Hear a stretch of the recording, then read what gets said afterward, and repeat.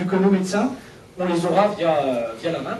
C'est-à-dire que si, par exemple, le médecin est à Berlin et qu'il y a un colloque à Berlin, il sera au courant. Donc, c'est à peu près tout. Il y a le profil, évidemment, voilà. Donc, alors, pour s'inscrire, justement, on demandera quelques informations aux médecins et aux étudiants. Par exemple, pour les médecins, on leur demandera justement l'ID de l'ordre des médecins, pour gagner en crédibilité, en fiabilité par rapport au scénario qu'ils vont créer. Voilà. Donc, on va passer justement maintenant à l'application en elle-même.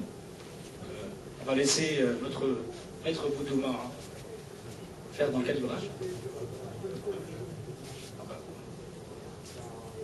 Donc bon, là ce que vous voyez, Bilal a un petit stylet infrarouge. C'est un dispositif qui coûte grand maximum 50 dinars. Il calibre l'écran, donc il touche 4 points au niveau de l'écran. Et là ce que vous voyez, enfin s'il me laisse voir en même temps, c'est la représentation 3D d'un œil. Donc on a pu faire cette modélisation 3D grâce au soutien de Clinique Saada qui ont pu nous apporter les informations nécessaires pour avoir un modèle proche de la réalité. Donc là, si je ne me trompe pas, il est en train de zoomer et dézoomer. Ouais. Et donc en haut à droite, vous avez la fiche du patient. On ne sait pas qui c'est. À droite, c'est le contexte. Plus bas, c'est la vidéo. Ça, c'est important. La modélisation 3D, on sait ce que c'est, on en a déjà vu. Mais pour que ça soit proche de la réalité, pour que l'apprenant soit conscient de ce qui peut se passer dans une réelle opération, en même temps qu'il essaye d'effectuer l'opération dans le modèle 3D, il y a la vidéo qui tourne en bas. Et il peut l'arrêter à tout moment et la remettre en arrière pour refaire son geste. Donc on va demander à Bilal de peut-être faire une incision. Voilà, docteur. Voilà, docteur Bilal. Attention.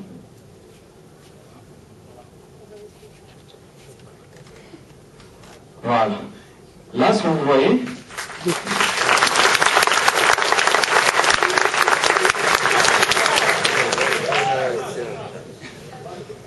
et il l'a pas tué. Donc là, cette incision, c'est l'incision que fera le chirurgien expérimenté dans son script, le petit scénario. Le geste est enregistré. Et plus tard, vous verrez que son geste sera comparé avec le geste de l'apprenant. C'est ce qui permet à Sandrine d'apprendre un geste à distance. Pour les besoins de l'Imagine Cup, on a mis la présentation en fait sous format vertical. Mais bon, vu que c'est normalement une opération chirurgicale, techniquement c'est censé être... comme il n'y a pas de caméra pour pouvoir filmer, pour pouvoir montrer au public, donc on l'a mis en vertical. Voilà, c'est un peu plus... Voilà. Dans le cas maintenant de complications, c'est un générateur, on a créé un générateur de complications, on va dire, plus ou moins aléatoire. Pourquoi? Bon, on n'a pas vocation à faire un diagnostic. Par contre, quand on fait une opération chirurgicale, quel que soit le patient, il peut y avoir justement des complications. Et le médecin en chef de l'opération doit prendre une décision. Donc ce qu'on a fait, c'est qu'une petite boîte de dialogue apparaît. Par exemple, le rythme cardiaque du patient augmente terriblement. Que devons-nous faire, docteur? Ça, c'est une manière virtuelle. Ce qu'il fait, c'est qu'il y a un QCM pour pouvoir répondre, pour ensuite être évalué par un autre médecin. Et on lui laisse une petite boîte de dialogue de justification. Pourquoi? Parce qu'on part du principe que, par exemple, dans une zone de conflit, la bonne réponse serait, je ne sais pas moi, donner du Doliprane à un patient, mais peut-être que, justement, par rapport au contexte, il a donné autre chose, parce que dans ce pays-là, peut-être qu'il n'y a pas de Doliprane, autre chose. Donc on laisse un espace pour la justification du médecin. Pourquoi est-ce qu'il a choisi ça? Si vous voyez bien, là, le modèle, on est entré dans l'œil et on a caché certaines parties de l'œil. C'est l'interface de création du script, le scénario dont on vous a parlé.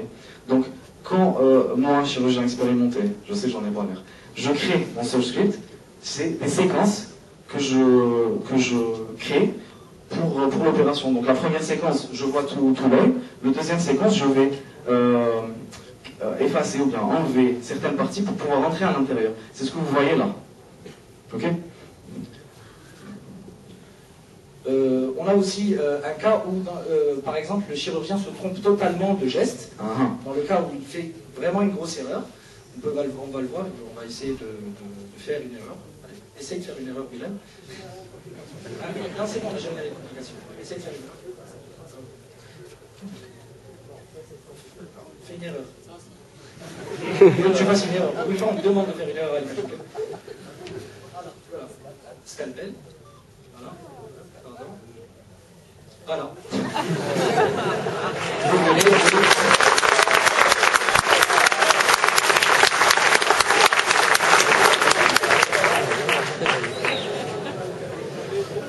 Bon, on revient ici. On parle souvent d'architecture technique, à l'Imagine Cup. Pour une fois, on a voulu faire une architecture commerciale.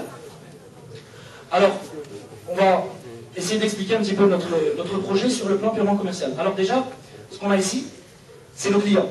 Alors nos clients, c'est qui? C'est les étudiants, c'est les chirurgiens, c'est aussi les universités, départements de médecine et autres hôpitaux, CHU. Donc, ce qu'on a maintenant ici, c'est la valeur ajoutée. La valeur ajoutée de notre produit. Alors, Surgery, sa valeur ajoutée, c'est déjà qu'il est low cost. En fait, comme je vous l'ai dit au début de ma présentation, un simulateur coûte 150 000 $ environ. Le nôtre, si on ne compte pas le PC et le data show, il est en dessous des 40 $. Pourquoi? Parce que justement ce stylet, en fait c'est une conception fait maison. Et ça nous a coûté, 50 dinars. Ça nous a coûté 40 dinars. En comptant évidemment tout le tube. Pour ce qui est justement du projecteur infrarouge, voilà, on aurait bien voulu utiliser la Kinect, mais le SDK de la Kinect n'est pas encore opérationnel. Et je dis ça en tant que commercial, là vous allez leur demander. Je ne suis pas informaticien. Donc, alors, on continue. Donc, alors, nos canaux de distribution. Alors on a pensé à éventuellement un CD, tout simplement, du style un CD où on peut acheter le logiciel pour le offline. On peut le télécharger via Internet. On peut télécharger les mises à jour via Internet. On a l'application mobile. Et aussi, on a pensé pour les départements de médecine et pour les hôpitaux à des bornes.